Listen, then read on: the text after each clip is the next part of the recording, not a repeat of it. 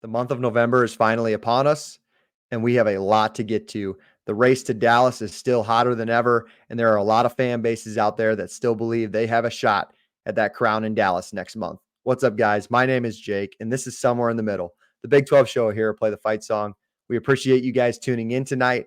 Play the Fight Song, we cover all things college football each and every single week. Our live Wednesday episodes, where we cover the entire landscape, and our Sunday recaps, as well as a bunch of other things from Iowa State, Iowa, Nebraska, and the G5. Check out our channel. Subscribe to the video. Okay. Like the video, comment below. We appreciate you guys if you tune into this Big 12 show each and every single week.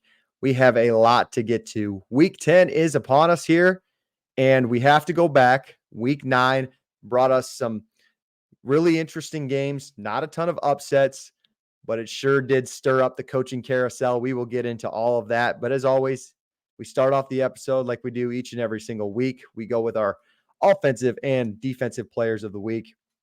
Offensively, let's head to Fort Worth. Savion Williams, you'd say wide receiver, but maybe his position changed last Saturday. Savion Williams, the receiver there at TCU, had 3 catches for 81 yards, 1 touchdown. But what you probably didn't know is he had 11 carries for 72 yards, led the team in rushing. Is this like the next Cordell Patterson? That's kind of what I'm looking at here when I see Williams. Receiver-wise, he's been an underrated receiver in this league. He's got a chance to maybe make a second team all-conference, graded out really well at PFF, did a bunch of different things, had 150 all-purpose yards, 2 total touchdowns. And if you listen every week, the run game just simply hasn't been there for TCU, but this is possibly something to build off of because his running capabilities on Saturday was probably the most optimism on that part of the offense that TCU's maybe had all season. So shout out to him. Big win for them as they beat Texas Tech 35-34 this weekend. Defensively, I will highlight the entire Colorado defense. I haven't done that on this show before.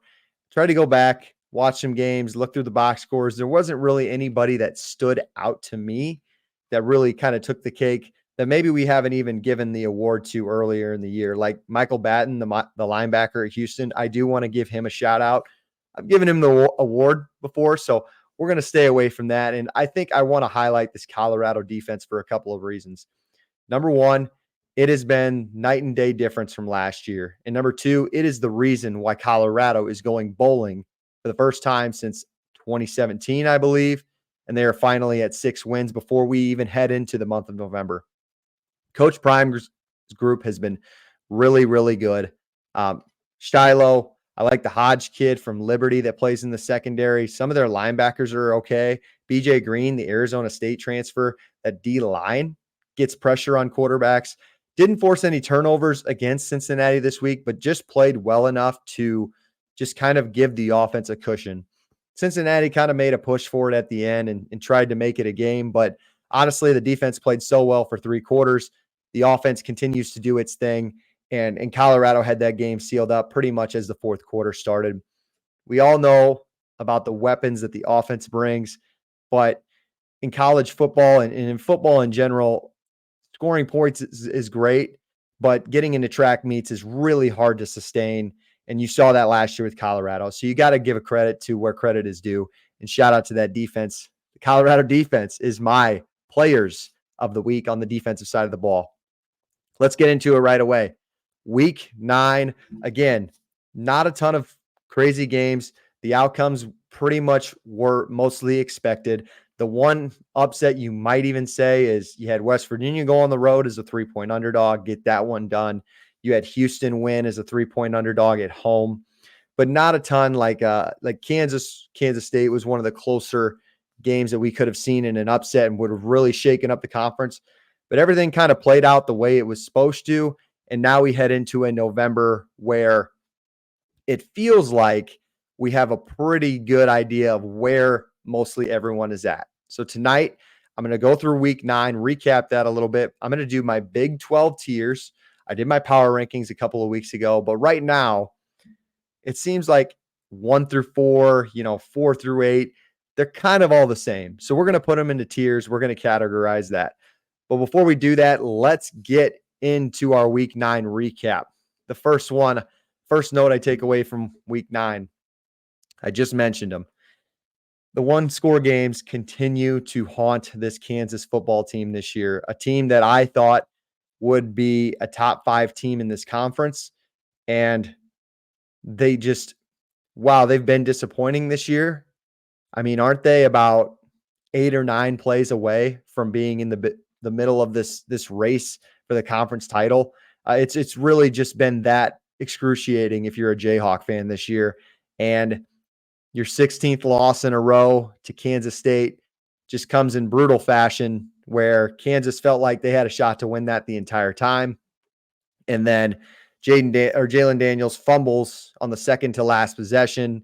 Kansas State kicks a 51-yard field goal to win the game. After the play prior, a defensive lineman could have picked Avery Johnson off on a bad deflection, and that was just kind of the way the ball has bounced for Kansas this year. I'm really, really interested to see how Lance Leipold has this group going forward. You get Colorado at home, Iowa State at home, a couple of road games. You're on the road this week. How does this team continue to fight? Do they continue to play for their coach? And are they building for the future? Really interesting for me to watch. Teams that I kind of don't think are playing through the fight anymore. We'll talk about UCF in a minute, but BYU and Colorado continue to prove the country wrong. And honestly, as someone who admittedly wasn't a big fan of kind of what Colorado was doing in the beginning, what they are doing right now for the Big 12 conference is really awesome. And same thing for BYU. BYU goes down to Central Florida, goes to Orlando, wins as a 2-point underdog. And there was really no question from the beginning. I think they got up as much as 17-0. On the other side, Colorado, a lot of people, hand up, including myself, thought the Cincinnati game could have been a trap game at home. And it was no question. I mean, you've seen Iowa State, you've seen Kansas State. I mean, even BYU last week against Oklahoma State squeak out of some of these games and just kind of the ball bounced their way a little bit. Colorado has really left no question, at least the last couple of weeks. Maybe the ball bouncing their way was that Baylor game on that Hail Mary. We've seen that with these top teams. There's close games in this league every week. It's why we cover this league. It is so fascinating. It's why you guys love it so much as well. But BYU, Colorado, and even honestly, Kansas State and Iowa State continuing to win, continuing to prove Vegas wrong in being in the numbers. And they just remain undefeated and keep playing really good football. That was probably top 3, one of BYU's best wins this year. And honestly, for Colorado, it was too. The next one, the coaching carousel gets shaken up after week 9 in the Big 12. I heard of something on a podcast the other day. I think it was an Iowa State podcast I was listening to, where they were talking about you're not going to see as many head coaching firings anymore just because of the giant buyouts that there are in college football. And with the NIL now, schools need to save their dollars and to use it on players. And hopefully those coaches can just coach the kids up. But you're probably better off retaining your coach, keeping your players around, and going spending it a little more in the portal where you can bring in the talent instead of wasting it on these buyouts. So that being said, who's going to get fired? And this week, it just so happened to be defensive coordinators. West Virginia fires defensive coordinator Jordan Leslie, which not surprising, but surprising it came off of a win. You don't see that a ton, in which, honestly, the defense played, well, first of all, good enough to win. They didn't create any turnovers, and they held everybody in check but Tetairoa McMillan, who had 200 yards. But everybody, he's done that to pretty much everybody in the country this year. West Virginia heads into the bye week. Strange timing. I'm not surprised Leslie was getting fired. The fan base kind of wants him and obviously Neil Brown gone, if you've seen any billboards in Morgantown. But just the timing of it seems a little strange. You maybe would have even thought, don't you do it after the Kansas State game when they kind of ran all over you and you put 40 points on you at home? It is what it is. I think they were another game away from Leslie getting fired. We'll see if that keeps Neil Brown a little bit around. Maybe you don't pay the buyout. Maybe the defense makes some changes, and I don't know, maybe the fan base buys into to Neal another year. I don't think that's the worst idea, but I know that there are some West Virginia fans are pretty passionate about the direction of the head coach. Secondly, other defensive coordinator that gets fired, Ted Roof, the defensive coordinator at UCF. Now, that's a team right now that's in more shambles than even West Virginia is. Gus Malzahn hands over play calling duties to Tim Harris, the offensive coordinator. Really, really interesting. Um, you already got a guy who's played 4 different quarterbacks this year. They can't seem to throw the football, even though they have athletes. You get dominated at home when you were a favorite, and the defense has really been below average this year. Now the offense has had its, I don't know, it's ups and downs, it's inconsistencies, that's for sure. But the UCF defense has been pretty poor outside of the Cincinnati game, and the offense couldn't keep up to win that game. So this team can't find a way to counter each other, to complement each other, I should probably say. And Ted Roof was the first one to get fired again, like Neil Brown. Seems like the UCF fans are pretty much out on Malzahn.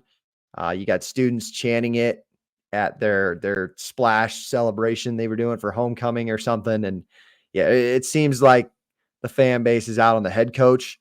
And I don't know if firing defensive coordinators in the middle of the year really puts much of a band-aid on it, but we'll wait and see.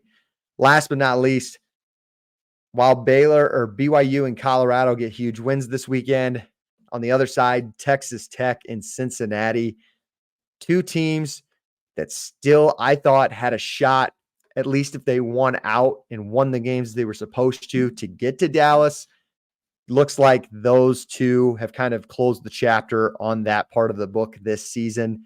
Still a ton to play for. Cincinnati's had, I think, a good year as far as expectations goes. Texas Tech, that's questionable, I guess. There were some dark horse comments. I thought Texas Tech could have been a team that flies under the radar this year and gives a run for their money. They lose at Washington State early in the year. They rattle off, 4 wins in a row, and now you're like, okay, this is the Texas Tech we can probably we expected this season, right? 59 points at home to Baylor, and then last week, brutal fashion, losing by 1 point to TCU. Still a good enough team to get to a bowl game. Still one of the best running backs in college football in Tosh Brooks. Do we see the freshman Will Hammond this weekend in Ames? But right now, I think, while I'm not putting McGuire on the hot seat, I think that fans are starting to get a little antsy and they want to see some changes. And is Texas Tech the next team to fire their defensive coordinator? It wouldn't shock me. All right. That was my takeaways from week 9. Before we get into week 10 predictions and previews, we're going to tier the Big 12. Right now, I have the Big 12 in 4 tiers. I have your contenders. I have your pretenders. Tier 3, I have a bowl game would be a successful season. And tier 4, couldn't really put it any more blank than just all hope seems lost at this point. Let's get into it right away. We'll start with all hope is lost. Worst to first, right? The tier 4 teams I have right now: Oklahoma State, Utah, UCF, and Kansas. Now, just insane to see Oklahoma State and Utah in the bottom of this after these were basically your preseason favorites outside of Kansas State. You had the most experience back. You had the oldest quarterbacks in this league. And now you have on one side, not even one of, it is pretty much the worst defense in college football in Oklahoma State. I mean, you're better than Kent State, but Kent State's literally the worst team in college football in general. So Oklahoma State has the worst defense in college football. And I could argue Utah has the worst offense in college football. After benching Isaac Wilson this week, they scored 7 points after the last 55 minutes of the game against Houston on Saturday. They hit a nice screen to Brant Keithy. the first possession of the game, I believe, and then they scored one more touchdown after that. It doesn't matter who they play. This offense cannot seem to get rolling if Cam Rising's not here. And for a team that was pretty much almost a unanimous pick to make the playoff for most Big 12 predictions, we'll be lucky to even make a bowl game. And we'll have to wait and see because they have BYU next week. And that's really fascinating. UCF and Kansas. UCF, you can't go through 4 quarterbacks, fire your defensive coordinator. Like, you bowl eligibility is, I guess, still a possibility. But I mean, just start by winning this week. I don't know. I don't think UCF fans really expected this. I think they thought year 2 was going to be the jump, that they were going to be able to compete in their first Power 4 league that they've been a part of. It doesn't seem to be the case. The vibes, this one seems the most bleak just because of all the turnover, the body language from the team, the coaching changes, just really, really bad vibes down there. Kansas is the last one. I don't want to say hope is lost for Kansas. I hesitated to put them in this one, but you got to win out to make a bowl game. I think missing a bowl game was a disappointment this year just because of everybody you brought back. I mean, you thought at least with all the talent on that offense with Daniels and Skinner, Arnold, Neal, Highshaw, offensive line was getting better. It was getting older. Like 6 wins was like no question, right? So that's kind of where I'm at. Feels like hope's lost there. Who knows? I mean, we saw Matt Campbell do this a couple of years ago, go 4-8, and look at him now. I can see Kansas doing the same thing. It's hard to win consistently at Kansas. I mean, they're still, even at 2-6, they would beat some of those Les Miles teams by 24 points. But right now, at least in the 2024 season, they're in the bottom.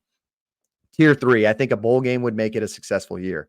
I have Baylor, Arizona, who's on the fringe of joining Tier 4, and Houston. Arizona's flipped play callers. Their offense seems very bleak at times, but they just so happen to have literally probably a top 5 draft pick next year. So that kind of makes up for it, right? Houston, I'm putting in Tier 3. A bowl game would be a huge win. Will they make a bowl game? Probably not. But 2 wins in this league this year in Willie Fritz's first year, that's been a win. What they've done the last month has been a win for this program and moving forward. That this team, the offseason, you got to get a quarterback. You got to find a consistent offense. You can run the ball a little bit, but you got to find somebody who can throw the ball a little bit, because that's been the one thing that's really just crushed them this year is their passing game. But they've done a lot of good things this year in Big 12 play. So that's why I have them in Tier 3. There just feels like optimism moving forward, and maybe they do make a bowl game. We'll have to kind of wait and see. Tier 2, these are my pretenders. These were guys who were still considered a chance to win the Big 12, to get to Dallas, even as far as just 2 weeks ago. Cincinnati, Arizona State, West Virginia, Texas Tech, and I'll even throw TCU in there. Although after the first loss to UCF at home in their first Big 12 game, TCU's kind of been out of it the whole time. But they are 5-3. But as far as those other 4, Cincinnati, Arizona State, West Virginia, Texas Tech, have pretty much, some of them have exceeded expectations. Cincinnati, Arizona State. I would say West Virginia and Texas Tech have met expectations. I think their fan bases would say they've failed expectations. But as an outsider's perspective, this is where I had them pretty much the whole time. I thought they were probably in that 7-9 range. They're still right there. West Virginia, you're still at 4-3. Could be a lot worse. You've beaten all of the teams you're supposed to beat. Your only losses are Pitt, Kansas State, and Iowa State. They have one combined loss between those 3. You're playing good football against average teams, and isn't a bowl game enough at this point right now? Like, wouldn't be a bowl game be good enough this year? At least for the rest of the year, it feels that way. Texas Tech, on the other hand, maybe not having one of the worst defenses in college football could have gotten you to Dallas this year. That one I think hurts if you're a Red Raider, but just something to build off of. I think McGuire's taken the right steps, man. I think he's recruiting well enough on offense. Obviously, you got to compete. It's not a defensive league anymore. Like, it's still There's still a lot of high-powered offenses, but you gotta have a consistent defense to compete in this league. So that's where we're gonna go to tier 1, the contenders. I think one common theme is they all have defenses. Colorado, Kansas State, BYU, Iowa State. Outside of maybe Colorado, you could argue that the defense has maybe even been the better part of their team this year. Offenses are pretty good for Kansas State, BYU, Iowa State. There's legit guys, but the defense just keeps them in each and every single game, and it just never bows up. I this You could draw a hat, and any of these 4 teams could be in Dallas, and wouldn't surprise me if you tell me that in a month. I'm really interested to see how this race shakes up. I think these are 4 good teams to represent the Big 12. Obviously, if you pay attention to our channel, I'm an Iowa State fan, so clearly I have a horse in this race, but it would hurt to see Kansas State beat Iowa State the last game of the year to go to Dallas. But honestly, like, I think for all 4 of these teams are good enough to compete in a college football playoff game. And this is why we're here, right, guys? Like, we are Big 12 fans. We love this conference. We want to see this conference do well. And basically the talk right now is there any chance of getting 2 in? That's wait to be seen. I think that's another conversation for another episode for me. And the second one is, can this team compete in a college football playoff? Not win, just can it compete? I think a lot of people still have PTSD from some of the Oklahoma teams, the TCU team against Georgia. And I think that these 4 can. Colorado, I said, has a passing attack to beat anybody. Like, I think they can get in a track race and can compete. Kansas State, I think, is tough enough. I think Iowa State and Kansas State do one thing really well. They run the ball pretty well. Their defense is solid. They don't bow up. They're strong when it needs to be. And Iowa State's, I'll say it, they both got really good quarterback play. Both are different. I tend to think Rocco's better right now, but I think they both have quarterbacks that are game changers and that can just keep them in a ball game. And BYU right now, I'm done doubting them. Like, they're legit. Yes, they rely on turnovers, but this team fights. I think this defense is really, really good. And Retzlaff is getting better. LJ Martin, the running back, he's starting to run for more yards. They needed that part from him. And you've seen that offense kind of just take progressive steps because of that. So I think, to no surprise, those are my 4. Those are the 4 that still have a chance to compete in Dallas. Would it absolutely surprise me if all 4 of those teams crumble and we get an Arizona State or a Texas Tech in the Big 12 title in a month? Of course not. That's why we cover this conference. That's why it's so fun. That's why we love it so much. But I think those 4 pretty much have a pretty good stranglehold on a shot in the Big 12 title. All right. Before we wrap up this episode, we got to talk Week 10. As always, our Week 10 previews and predictions are partnered by our friends at No Rivals, as you can see there if you're watching us on YouTube. ShopNoRivals.com. Use the code PTFS at checkout for free shipping. Every week, guys, if you comment below, you say Arizona goes on the road and beats UCF. You say they win 24-21. If you go 2 for 2 there, we will get you guys a hat over at No Rivals. But last but not least, you got to be subscribed.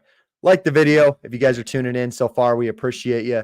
Comment below what team you're representing or any other Big 12 thoughts that you guys may have. They're always welcome each and every single week. And subscribe to the channel. If you guys love Big 12 content, I'm sure you love all college football content, because this is America's conference and we cover a lot of great things for college football here at Play the Fight Song.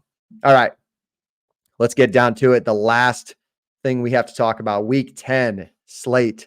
As always, I'll run through them and then I'll give you guys predictions. Kansas State travels on the road at Houston as a 12.5-point underdog at home. My question is, which Houston team shows up this week? Defensively, I thought that was one thing you could rely on when it comes to Houston, but Kansas scored 42 points on them a couple of weeks ago. They played really good this weekend, allowing 14 points to Utah, but I just got done saying that is one of the worst offenses in college football. So it's not really that impressive to me. Now you have a Kansas State team who's red hot. got a lot to play for, got a Big 12 title run they're trying to make. How can you step up in this one as a 12-point underdog? Kansas State defends the run really well, which gives me a reason to feel like this could be a disaster for Houston. Zayon Chris had 61 total passing yards last week, and unfortunately, he's had numerous games like that this year. Kansas shuts down the run, and this one could get ugly quick. This one kind of reminds me of the Iowa State game when they went to Houston, where it was never in doubt. Houston's defense played really well, and it took 4 quarters, but the minute Iowa State pretty much went up 10-0, it was over. I kind of see the same thing. I like Kansas State to win. We don't pick if they will cover or not on this episode, because we all know if you just predict a winner or a loser, that's good enough in your book. Also, 3-4 last week, not good enough. We got to be better, right? Arizona at UCF, 6.5-point favorite. UCF is favored at home by almost a touchdown. Mind-boggling. I don't understand it. UCF fans on Twitter don't understand it. This is my nomination for Dumpster Fire Game of the Week, by the way. Congratulations to both Arizona and UCF for being a part of this. Both teams are trying to avoid their 6th loss and pretty much shut the door on just even a bowl game here. I would expect UCF to have Dylan Risk. Sorry if I didn't get that right. I mean, he's your 4th-string quarterback. I expect him to start this weekend. He's the 4th one they've played this year. They're done with Colson. They're done with Brown. I don't understand why you don't bring back KJ Jefferson, but maybe it's something in the locker room. I don't know. But you can't go through that many quarterbacks and just expect things to just get back and get normal every week. I just don't think it's good for the locker room. So I'm going to take Arizona in this one. T-Mac caught 10 passes for 202 yards last week. Nobody else caught more than 3 catches. And I don't think anybody had more than 15 or 20 yards. It's got to be better. You need a big run game from Conley for Arizona. Maybe Fafita finally gets going against a defense that's been struggling for UCF. It just fired their defensive coordinator. Like, take advantage of it. Kobe Hudson went out early last week, and I'm expecting him not to play. I didn't see any reports on it, but he was in street clothes by the end of the first half. So that just tells you all you need to know. So we're taking Arizona for the upset, by the way. Little money line if you want to go play that, if you're a better. Arizona State at Oklahoma State. Arizona State is favored by 3 on the road in Stillwater. They opened up as a 1-point underdog, basically a pick 'em. Kenny Dillingham says that Sam Leavitt is cleared to play. They're going to see how practice goes. Are they lying to us? Is it coach speak? I don't know. If Leavitt plays, I really, really like this team. Although Sims has been playing good enough to not lose them games like he did at Nebraska, I guess I would say. Ollie Gordon, unfortunately, we haven't been able to highlight him much this year just because of everything that's been going on with Oklahoma State. But I do want to give him credit. Was asked basically why he hasn't opted out the rest of the season, being that they're 3-6, 2-6, I believe. And he's just a player, man. Like, he loves football. He's going to play. He said, like, that's not how he was raised. He's never going to quit on his team. So shout out to him. If this is the last season of Ollie Gordon, I really want to just kind of admire it, cherish it, watch his last few games, because the Ollie Gordon versus Bo Scatabo matchup, just 2 absolute, first of all, opposite play style running backs, but 2 just absolute dogs at running backs that we're going to get on Saturday. This one could be a good one for Arizona State. I like Arizona State, but never doubt the Gundy magic. You just, even when this season has been as bad as it is, you just expect Gundy to pull out something along the way. Here's what I'll say lastly. Casey Dunn, probably the next coordinator to get fired here in college football and in this conference.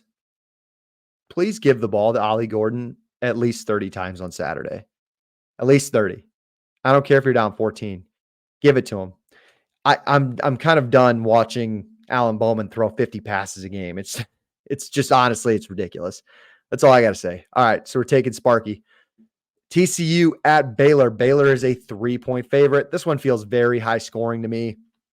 Baylor's defense, while on a 2-game win streak, hasn't really made any improvements. If they're getting turnovers, it's setting them up, but the offense has been winning them these football games the last couple of weeks. They rushed for over 350 yards against Oklahoma State. You scored 59 at Texas Tech. Couple of turnovers in that game. Your offense plays really well. You're winning the football game. Now, on the bright side, if you're looking at Baylor's defense, Josh Hoover loves throwing interceptions. So maybe that's where you capitalize on it. If you're Baylor, this is a big game for both teams as they're both going for their third straight win. I think TCU wins. They get to 6 wins. I think this would get Baylor to 5, but I might have to fact check that. Dawson Pendergrass was really good last week. He could have been our offensive player of the week. Only 6 carries for 142 yards. That's unbelievable. Baylor rushed for 9 yards a carry last week. So I think you're going to see a lot of turnovers. No, I shouldn't say a lot. You're going to see a couple turnovers. I think this one gets pretty high scoring. I saw the total at 64. I'm going to take Baylor in this one just because while the defense seems fluky for me in Baylor, last week TCU's win versus Baylor seemed fluky. I said Texas Tech would cover. I had them winning that one. Texas Tech should have had it. I'm still kind of out on this TCU team. I think Baylor gets this one at home, makes it really interesting, and then I think both teams would go to 5-4. Last but not least, this one's on ESPN. Texas Tech on the road at Iowa State. Go and check out my Iowa State fan perspective on our channel here. Play the fight song for all the breakdowns. Again, I don't spend a ton of time talking about the Iowa State game just because we do it every week for 30, 40 minutes. Baron Morton is listed as questionable. Will Hammond probably going to get the start as a freshman, true freshman on the road in Ames. Iowa State's a 14.5-point favorite. It's interesting. It's really interesting. You still got the best running back in college football if you're Texas Tech, but I'm interested to see if Iowa State's offense can win a track meet if it has to. It kind of did against UCF. Granted, they threw a couple of pick sixes in that game, so it wasn't like the defense gave up a ton of points. But, I mean, they still won that, 38-35? I would like to see how Iowa State's offense can respond if Texas Tech comes out and hits a couple of big plays early. I really liked where the bye week was last week for the Cyclones. I think they'll get this one done. So, winners are, we're taking pretty much the favorites except one. Iowa State, Kansas State, Arizona as an underdog, Arizona State on the road, and Baylor at home. Those are our winners this week. Again, shopnorivals.com. Comment below which one of those games you think will give a winner this week. Give us a score prediction. Try and go 2 for 2 and get you guys a sweet hat over at No Rivals. Ton of hats from the Big 12 teams. So go and check those guys out. All right. Week 9 is in the books. We look on to week 10. We will be back again next week to recap another great week as we get more into the season and some of these teams start to underperform. We might even have some more circus in the coaching carousel. We'll just have to wait and see, and maybe we'll get a few upsets this week like we didn't last week. Appreciate you guys tuning in. Again, my name is Jake. We will see you guys back next week. As always, how I send us out here, we got to play it.